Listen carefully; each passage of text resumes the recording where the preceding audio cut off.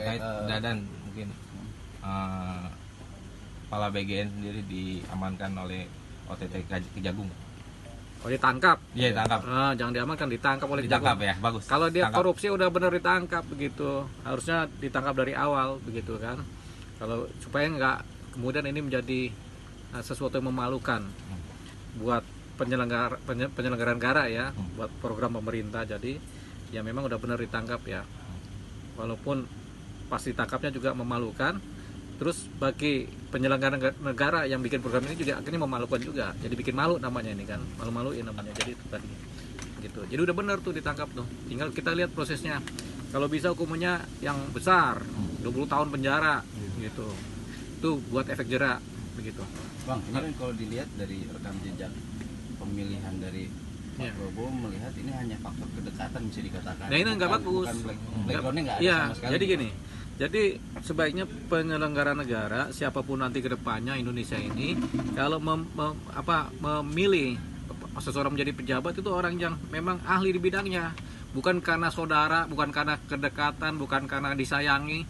Itu kan omongan yang yang diomongkan oleh Prabowo kan memang akhirnya nggak bagus juga. Masa memilih pejabat karena orang yang disayangi. Nah, itu kan sebenarnya blunder buat seorang presiden kan. Tapi ini nggak cuma di zamannya Pak Prabowo, zamannya Jokowi juga begitu, zamannya sebelum-sebelum juga sama juga. Makanya kita harus akhirnya kedepannya melatih calon-calon pemimpin kita, calon presiden untuk bersikap atau kalau memilih pejabat yang di bawahnya dia harus berdasarkan keahlian.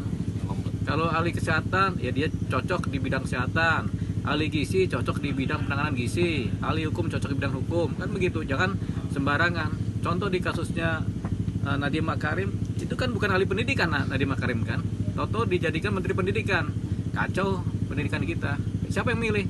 Waktu itu kan Pak Jokowi. Begitu. Jadi itu dia tadi.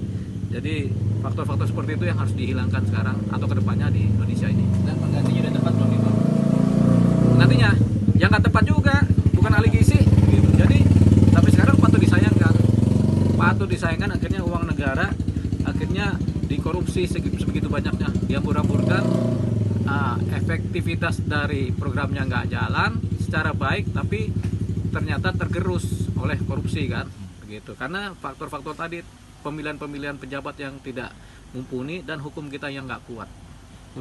Makanya akhirnya berdampak sama kualitas yang diterima anak-anak sekolahnya itu. Ya makanya anak-anak makan kacang hijau misalnya penuh, ini tahu tinggal dikit aja. Ini kita bikin dapat kacang dikit amat kan.